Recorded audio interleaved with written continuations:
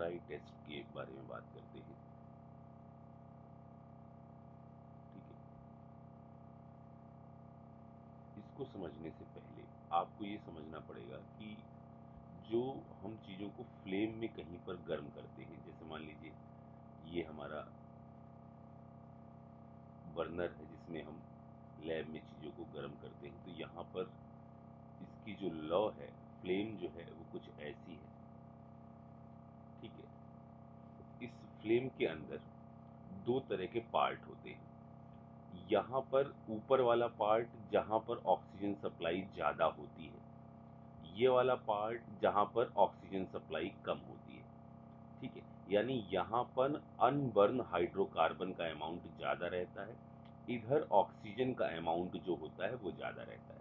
ठीक है, बीचों बीच यहाँ पर जो बीच वाला रीजन होता है वहाँ पर दोनों परफेक्ट अमाउंट में होते हैं, इसलिए ये हॉटेस्ट पार्ट होता है जो बीचों बीच वाला होता है। ऊपर ऑक्सीजन ज़्यादा है, नीचे हाइड्रोकार्बन या कार्बन हमारा ज़्यादा अमाउंट में है जो बर्न नहीं हुआ है। इसीलिए हम ऊपर वाली फ्लेम को, यहाँ वाली फ्लेम को नाम देते हैं ऑक्सीडाइजिंग फ्लेम, जहाँ ऑक्सीजन कैसी है ज़्यादा। जहाँ अनबर्न हाइड्रोकार्बन है या ऑक्सीजन कंटेंट कम है, इस वाली जगह को हम नाम देते हैं रिड्यूसिंग फ्लेम।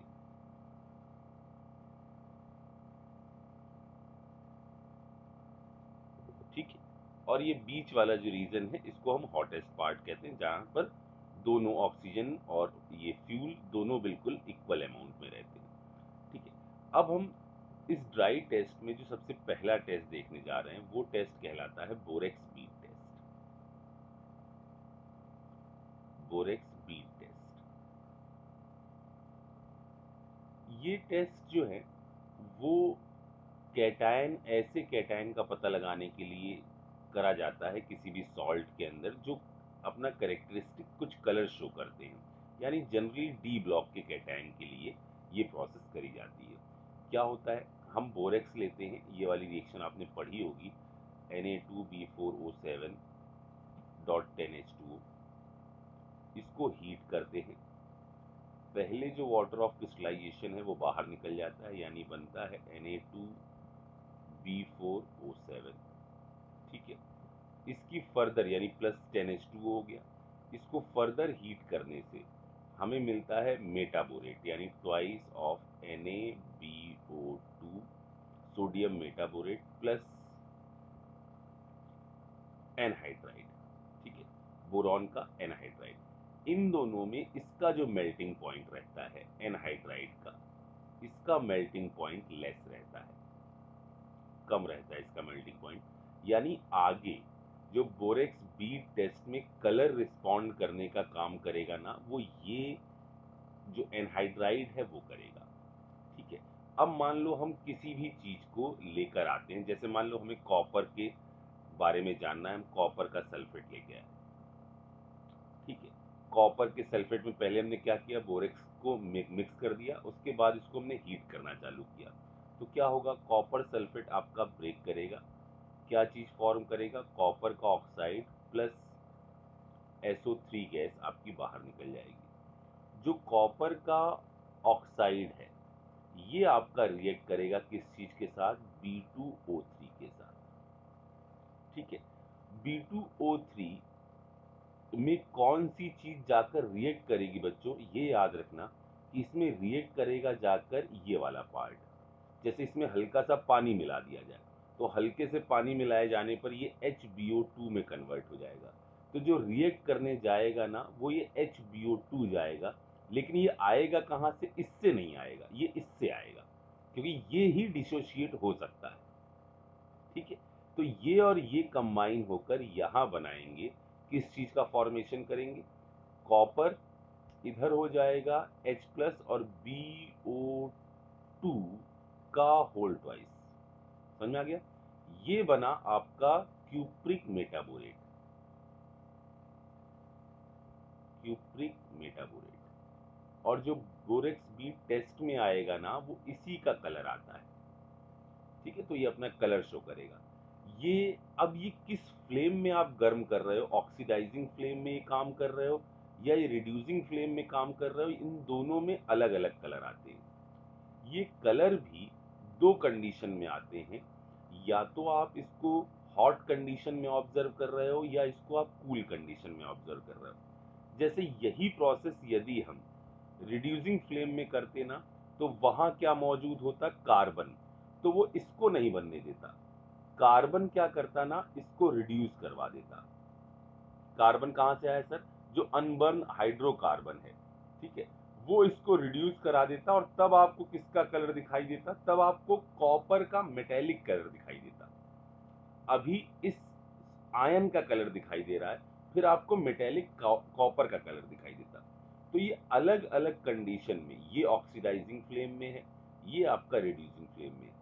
तो अलग अलग फ्लेम में इनके जो कलर आते हैं वो अलग अलग टाइप के आते हैं, और उनको उनके बारे में हमको पता है कि यदि ये कलर आएगा तो ये कैटायन है, ये कलर आएगा तो ये वाला कैटायन है। मेरे ख्याल से बात समझ में आ गई, ठीक है। अच्छा, अब आगे ये कलर कौन कौन से आते हैं इसके बारे में बात करने से पहले हम दो जो पॉलिटिकल पार्टीज हैं उनके बारे में बात करते हैं। हमारे पास दो राजनीतिक दल हैं जिनमें दो बड़े बड़े नेता हैं। एक में है चोपड़ा जी,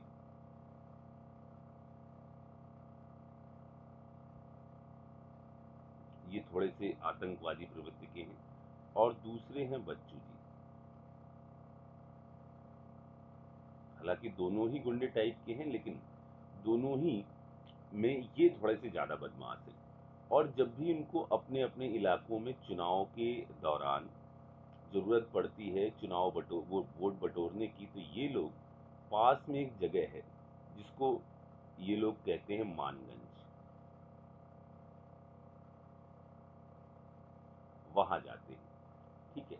वो मानगंज वाला जो इलाका है वहां पर कई सारे, बहुत सारे गुंडे रहते हैं, और ये लोग उन्हीं गुंडों को अपने चुनाव में यूज करते हैं चुनाव जितवाने के लिए।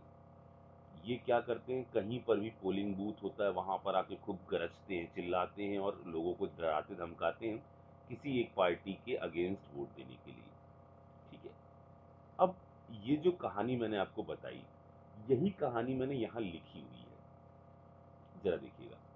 यहाँ लिखी हुई है कि चोपड़ा जी बहुत सारे बुरे काम करते हैं, इसलिए भाई प्यारे बच्चू जी शिरोमणि जी, बच्चू शिरोमणि नाम है इनका, मानगंज वाले वो अमीर गरजते गुंडों को बुलवाओ, नहीं तो वो भाग कर उनके पास चले जाएंगे, ठीक है। अब दोनों में जो पहले चला गया पैसे दे दिए, उनका सपोर्ट वो करने लग जाएंगे, ठीक है।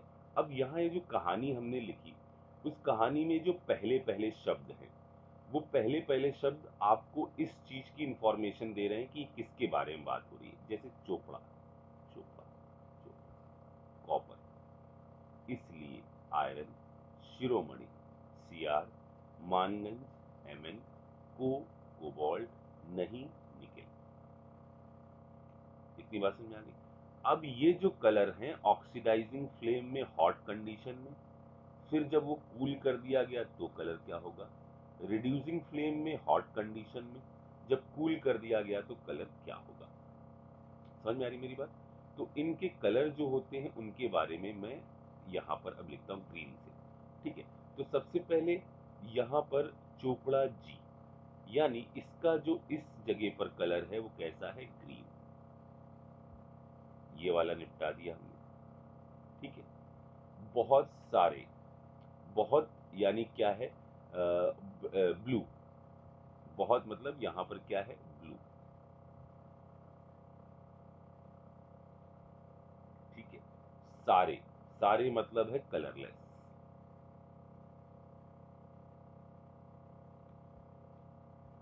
बहुत सारे बुरे, यानी ये है ब्राउन रेड।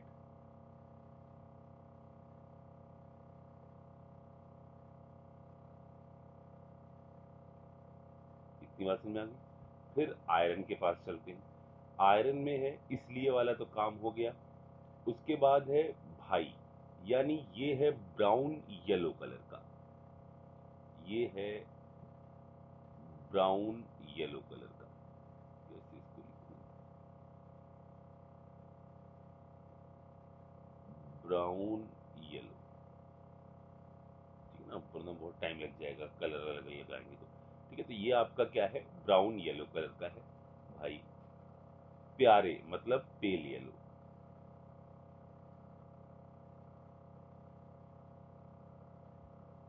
ठीक है, उसके बाद बच्चू जी, यानी एक ही नाम आ रहा है, ये दोनों के दोनों बॉटल ग्रीन है। Sir bottle green, bottle green, अरे जो नॉर्मल जो घरों में बॉटल होती है ना फ्रिजों की, जो हल्के से हल्का ग्रीन कलर का इसका कलर आता है। ठीक है, शिरोमणि जी, ये सब के सब शिरोमणि यानी सीआर के साथ क्या है, ग्रीन। तो यहाँ पर तो कोई टेंशन ही नहीं है, क्योंकि ये हर जगह पर कैसा है, ग्रीन।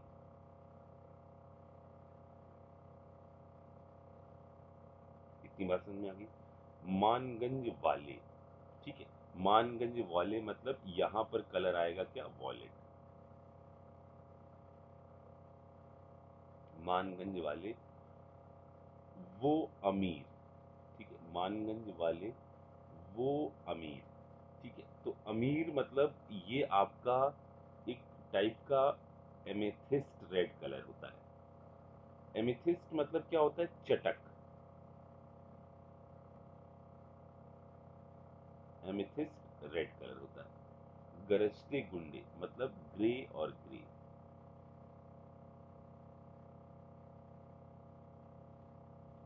को बुलवाओ, बुलवाओ वाला भी बहुत मजेदार है, क्योंकि ये सब कैसे हैं, ब्लू।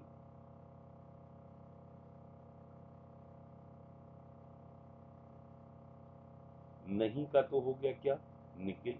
नहीं तो वो, यहां से वो मतलब इसका भी क्या होगा, वॉयलेट। ठीक है, नहीं तो वो भाग कर, भाग कर में ब्राउन।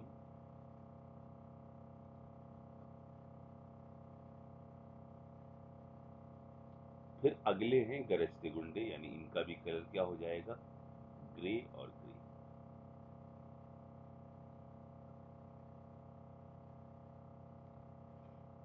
ठीक है, तो ये हैं आपके बोरेक्स बीट टेस्ट के दौरान आने वाले कलर, और उससे कौन सी फ्लेम में किस तरह से अपन डिटेक्ट करते हैं। ठीक है, अगला है हमारा चारकोल कैविटी टेस्ट।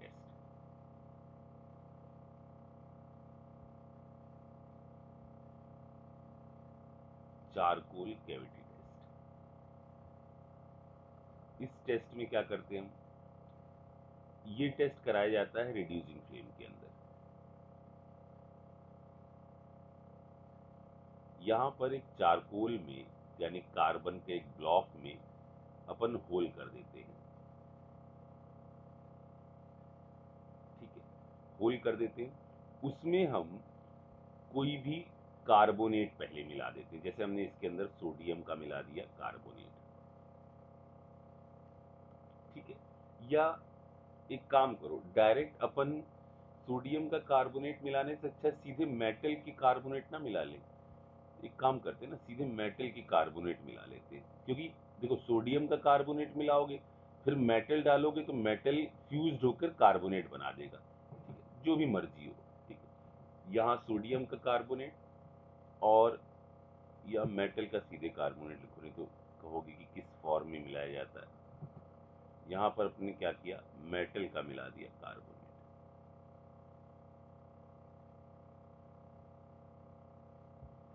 ठीक, जैसे मान लो हमने यहाँ मिला दिया ZnCO3, यहाँ चारकोल ब्लॉक है। ठीक है, अब यहाँ होगा क्या, कार्बन मौजूद है, तो ये क्या कर सकता है, हम लोग ने मेटलर्जी में पढ़ा है, मेटल के ऑक्साइड को रिड्यूस करवा सकता है। ठीक है, लेकिन वो उनको ही रिड्यूस करवा सकता है जिनका लिए टेम्परेचर की रिक्वायरमेंट कम है। जैसे मैं इसमें आपको एक एग्जांपल बताता हूँ, जैसे मान लो हमने यहाँ लिया ZnCO3। ठीक है, इसको हीट किया तो ये किस में कन्वर्ट होगा, ZnO में। लेकिन यहाँ पर ये कार्बन कुछ काम नहीं कर पाएगा। सर कार्बन इसको रिड्यूस तो कर देता है। यार कार्बन इसको रिड्यूस कर देता है, लेकिन उसके लिए टेम्परेचर 1100 डिग्री सेल्सियस चाहिए। आप मुंह से फूंक कर क्या 1100 डिग्री सेल्सियस कह रहे, केल्विन चाहिए, तो क्या आप मुंह से उसको फूंक कर 1100 यहाँ ले आओगे? भट्टी फूंकोगे क्या मुंह से जाकर? ठीक है, तो ये आपका इसमें कन्वर्ट हो जाएगा। इसका कलर कैसा होता है? वाइट। ठीक है, जब इसको हीट किया जाता है तो ये कन्वर्ट हो जाता है ZnO में, जिसका कलर होता है कैसा? येलो। जब इसको कूल कर दो तो वापस कहाँ पहुंच जाओगे? इस जगह पर।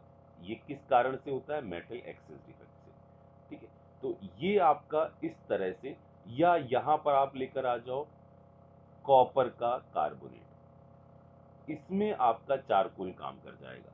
तो यहां बन जाएगा CuO, कार्बन क्या कर देगा? इसको रिड्यूस कर देगा, और कॉपर का जो मेटेलिक कलर है यानी रेड कलर है, वो आपका यहाँ पर बीड की फॉर्म में इस जगह पर थोड़ी देर बाद दिखाई देगा। तो जो भी आपके डी ब्लॉक के हैं जो करेक्टरिस्टिक कलर शो कर सकते हैं, वो यहाँ पर अपना अपना करस्पॉन्डिंग कलर शो करते हैं। ठीक है, जैसे यदि आपका लेड है, पीबी है, ठीक है, तो पीबी है तो वो येलो होगा जब हॉट है, और ग्रे होगा जब आपका कूल होगा। ठीक है, इसी तरह से आज हमने नोट आपको लिखवाया था, आर्सेनिक भी ये वाला टेस्ट परफॉर्म करते हैं उसके साथ भी। ये आपका वाइट रेसिड्यू बनाता है, यानी वाइट कलर यहाँ पर दिखाता है। लेकिन जनरली वाइट कलर आने पर हम कुछ डिटेक्ट नहीं कर पाते, क्योंकि वाइट कलर जो होता है ना, वो जिंक का भी हो सकता है, और आपका एल्युमिनियम का भी हो सकता है, मैग्नीशियम का भी हो सकता है। लेकिन इसके साथ एक खास तरह की स्मेल आती है, इसके अंदर गार्लिक स्मेल आती है।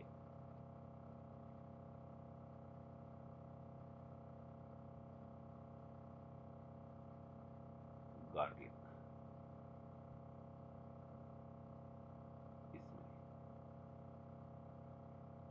ठीक है, तीसरा देखो एक और यहाँ पर है, और वो है कैडमियम। ये आपका हॉट और कूल में ब्राउन कलर देता है।